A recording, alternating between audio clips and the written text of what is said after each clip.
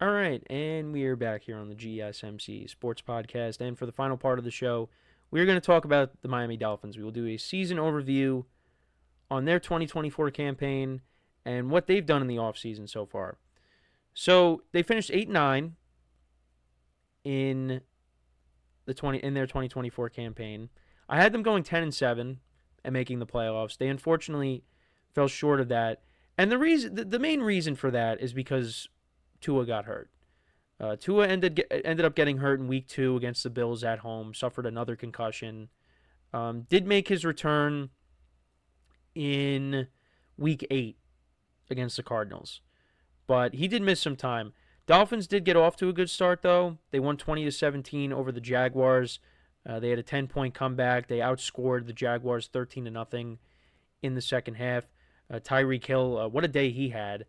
Not just on the field, but off the field, because, there was that incident that happened before the game where he got arrested, but, was still able to make it to the game, and he had 7 receptions for 130 yards and a touchdown. You also had Jalen Waddle, who had over 100 yards receiving as well. Tua had a nice day. He had 338 yards passing, a touchdown, no picks.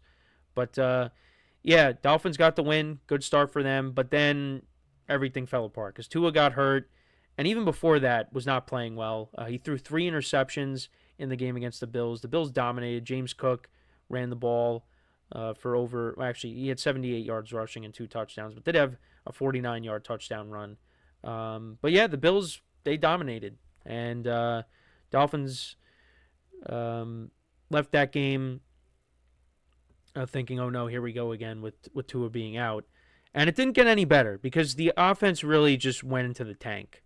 They lost 24-3 against the Seahawks in Seattle. Skylar Thompson actually ended up getting hurt in that game because he took over for Tua. He ended up getting hurt. Tim Boyle had to come in.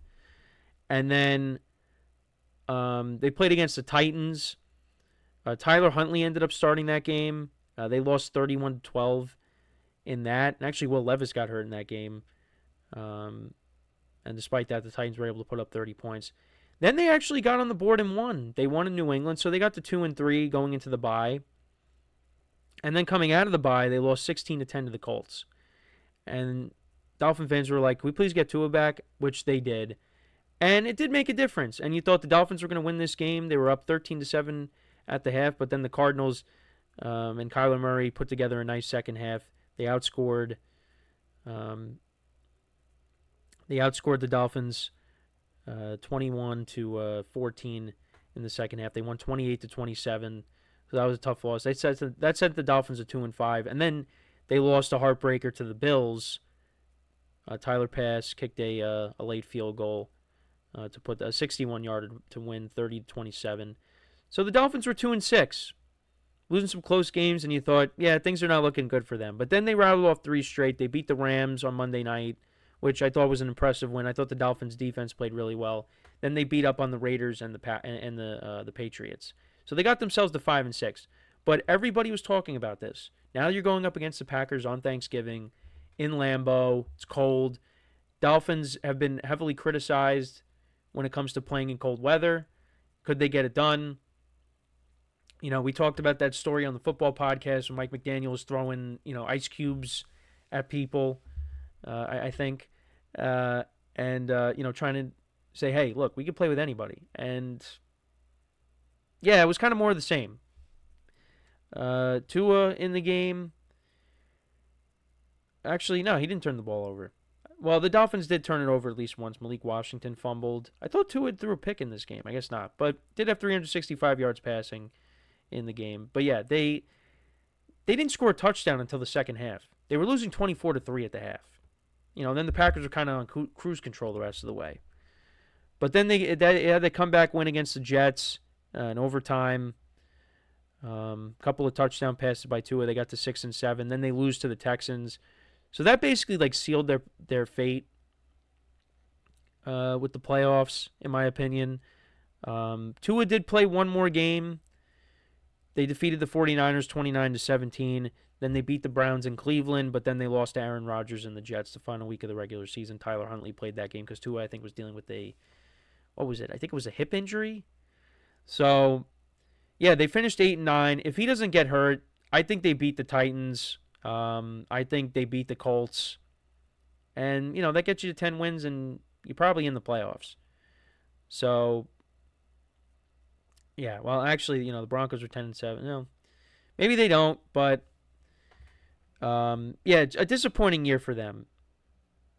You look at the stats, 19 touchdowns and 7 picks for Tua, just under 3,000 yards passing. Devon Achane, the problem with him has been injuries these first 2 years, but when he's right, he's one of the better running backs in the league, honestly. He had 907 yards rushing and 6 touchdowns. Raheem Mostert, complete 180 from the year before, only had 278 yards rushing and 2 touchdowns. Tyreek Hill, a little bit of a decline in his stats from the year before. Well, mainly, again, because Tua got hurt. 81 receptions for 959 receiving yards and 6 touchdowns. And then after, the year, you heard him say, or actually, no, I think it was still during the season, but towards the end, that, he was saying he wants out. But then he walked back those comments. So who the heck knows what's going on there. But Jonnu Smith actually was a surprise. He was their second leading receiver. He had 8 touchdowns on the year. Yeah, led the team in touchdown receptions. You actually only had 4 pass catchers on the team score touchdowns. Devon Achane had 6 receiving touchdowns. Jalen Waddle had 2. Jonnu Smith had 8. And Tyreek Hill had 6. Nobody else had a touchdown other than those 4 guys. And then rushing touchdowns, yeah, Achane had 6. Mostert had 2. Tyler Huntley had 2. Malik Washington, Alec Ingold had 1. And then on the defensive side of the ball, Zach Sealer, he had 10 sacks on the year. Calais Campbell had 5. He's still currently a free agent. Jordan Brooks had 3. Terrell Dotson, he led the team in interceptions with 3. Jalen Ramsey had 2. And then for Jason Sanders, 37-41 for field goals. So that was a 90%. So he was still pretty good. But yeah, the Dolphins, compared to the year before, it was a disappointment and no playoffs. So far in this offseason, they signed a couple of offensive linemen. They brought in Westbrook Akine from the Titans, who was pretty good last year, to be their third wide receiver. They brought in Alexander Mattison. They lost Raheem Mostert. He went to the Raiders. So the Raiders and the Dolphins essentially traded running backs. Mostert going to the Raiders, and now Mattison going to the Dolphins. They signed Artie Burns, a corner. They actually signed Zach Wilson to be the backup. So how about that? So they had Mike White in 2023, and now they're going to have Zach Wilson in 2025. And then looking at their stats, their league rankings for both offense and defense. So they ranked 18th in total yards per game, 22nd in points per game, passing yards per game 15th, and 21st in rushing yards per game. But they were somehow 4th in time of possession. And then defensively, total yards per game, they were 4th. So, got to improve on that, giving up an average of 314.4 yards per game. Points allowed per game, they were 10th, giving up 21.4. And then passing yards allowed per game, they were 9th. And then rushing yards allowed per game, they were also 9th. And they were 27th in sacks and 22nd in interceptions. So the defense definitely needs some work. Definitely needs some work there. The draft, we'll see what they end up doing with their first selection. You would think maybe they'd go defense, right? They did sign offensive linemen.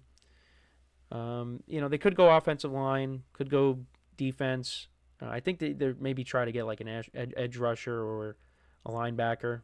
I think that's probably what maybe they go for. Or maybe someone on the interior. Because it doesn't seem like they're bringing back Calais Campbell as of right now. I mean, that could change. But, next year, if Tua could stay healthy, that's the biggest thing. Tua needs to stay healthy. And they really have taken a huge gamble giving him that big contract, and he's taking a huge gamble too because of the injuries. I mean, many people are saying retire, retire, retire, but he wants to keep playing. And hopefully, look, 2023, he played every game. The concussions weren't an issue. And then, of course, the second game of the year, that's when it ends up happening again. So hopefully, next year we could steer clear of that, and the Dolphins can bounce back. But for me, look, they got to get back to the playoffs and show that they can win. In cold climates, unless they're hosting a playoff game. But right now, this is the Bills' division to lose. And I still would take them right now, and especially because they got the MVP on the team too, and Josh Allen. So yeah, we'll see what happens. But let me know what you guys think though about the Dolphins and their season. What do you think they could do in the draft? Let me know in the comments. But that is pretty much it for the show for today. Thank you guys for tuning in. Make sure to check out all of the other shows as well on the network. Make sure to leave a like and comment on the videos as well. Give the other shows some love, like I always say. Really excited for March Madness. We got about now. I think we got about 40 minutes, no, like 35 minutes, something like that, before we get going with Creighton and Louisville. So looking forward to that, and we'll see what happens. We'll see what upsets end up happening throughout the day. It should be fun. It should be fun. So until next time, I'm Kenneth Grunfelder signing off from the GSMC Sports Podcast, brought to you by the GSMC Sports Network. Have a good day, and I will talk to you guys tomorrow. Take care.